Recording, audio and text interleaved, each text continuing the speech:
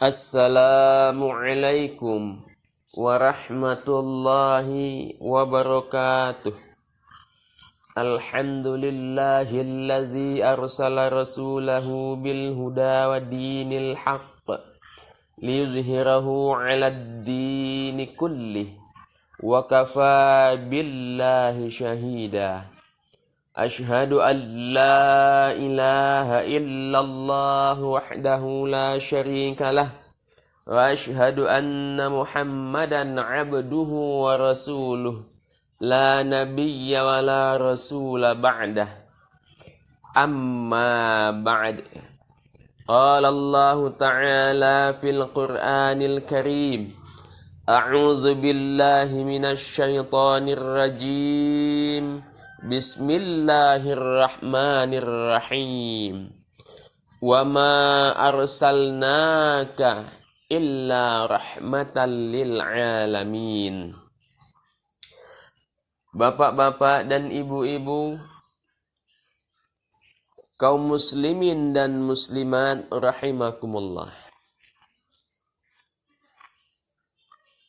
Pertama, marilah kita bersyukur kepada Allah Subhanahu wa ta'ala dengan mengucapkan Alhamdulillahi Rabbil Alamin. Allah telah memberikan banyak sekali nikmat kepada kita. Nikmat sehat sehingga kita bisa datang ke musalla ataupun masjid ini. Kemudian ada juga yang diberikan nikmat yang lain, yakni nikmat sempat, nikmat keinginan. Inilah sebenarnya yang membuat kita datang ke masjid ini. Banyak yang diberikan nikmat sehat, tapi tidak diberikan nikmat kesempatan, nikmat keinginan untuk mau datang ke masjid atau musalla ini.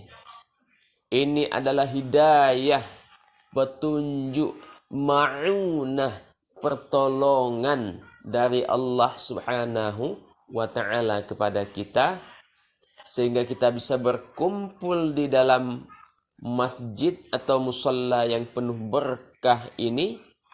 Kenapa dibilang penuh berkah? Karena pada saat ini kita sedang berada di dalam majelis zikir. Majelis zikir, majelis yang mengingatkan kita kepada Allah. Majelis zikir disebut juga dengan majelis ilmu, yang mengingatkan kita tentang ilmu-ilmu yang Allah berikan, yang bakal kita fahami dan kemudian kita amalkan. Majelis yang mengingatkan kita kepada Allah, perintah Allah, dan mengingatkan kita kepada perintah Rasulullah Shallallahu Alaihi Wasallam. Ini nikmat yang terbesar, yakni nikmat iman dan Islam. Kaum muslimin dan muslimat rahimakumullah. Yang kedua, sholawat dan salam kita sampaikan kepada junjungan kita, penghulu dari segala nabi, pemimpin dari segala nabi, Sayyiduna Muhammad sallallahu alaihi wasallam. Lafaz sholawatnya bisa dengan sallallahu alaihi wasallam atau dengan Allahumma salli ala Sayyidina Muhammad wa ala ali Sayyidina Muhammad. Dengan senantiasa bersolawat kepada beliau, artinya kita mengingat juga perjuangan beliau yang telah memberikan jiwa raga seluruhnya dalam rangka dakwah Islam, dalam rangka agar umatnya, agar umat beliau selamat dunia dan akhirat. Beliau sangat sayang kepada kita umatnya. Beliau sangat sedih ketika melihat umatnya diazab oleh Allah Subhanahu wa ta'ala. Maka ketika beliau wafat, beliau banyak menyebut ummati, ummati, ummati, umatku, umatku, umatku. Beliau khawatir kita umatnya akan masuk ke dalam neraka. Begitu cintanya beliau kepada kita umatnya. Oleh karena itu, beliau mengajarkan seluruh ajaran-ajaran Allah Subhanahu wa taala. Al-Quran, kemudian melalui hadis Rasulullah Muhammad sallallahu alaihi wasallam. Kemudian difahami Al-Quran dan hadis oleh para ulama. Menjadi suatu pemahaman yang semakin membuat kita cinta kepada Allah dan Rasulnya. Semakin membuat kita mau mengerjakan dan taat kepada Allah dan Rasulnya. Sudah selayaknya kita senantiasa bersolawat kepada Nabi Yuna Muhammad sallallahu alaihi wasallam. Salatullah salamullah ala toha rasulillah. Salatullah salamullah ala yasin habibillah. Tawassalna bismillah wa bil hadi rasulillah wa kulli mujahidin lillah bi ahlil badri ya Allah, bi ahlil badri ya Allah. Itu salah satu bentuk sholawat kepada beliau. Ada orang yang sholawatnya senang hanya dibaca biasa saja, Allahumma sholli ala sayyidina. Ada yang senang dilagukan. Yang penting semua kita bersolawat. Jangan bantah-bantahan lagi, tidak usah dilagukan dan lain sebagainya. Intinya kita tetap bersolawat kepada baginda kita Muhammad sallallahu alaihi wasallam. Jangan sampai kita dibilang oleh Nabi, ada di antara umatku umat yang bakhil. Tahu bakhil? Umat yang pelit. Apa itu umat yang pelit?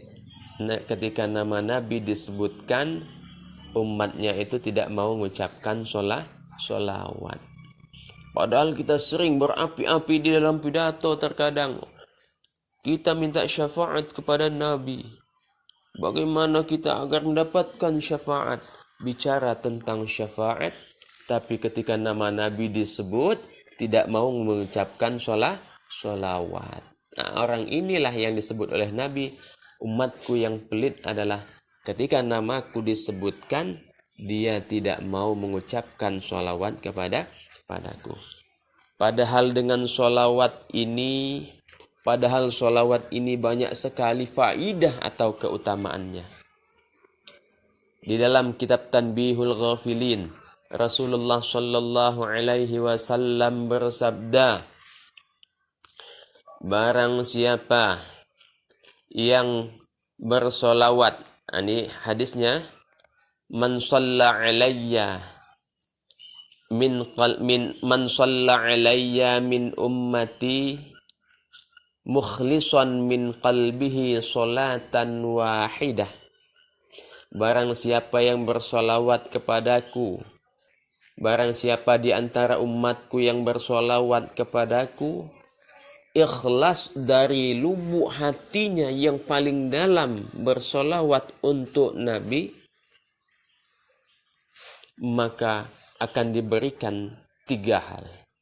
Yang pertama, sallallahu alaihi asyara sholawatin.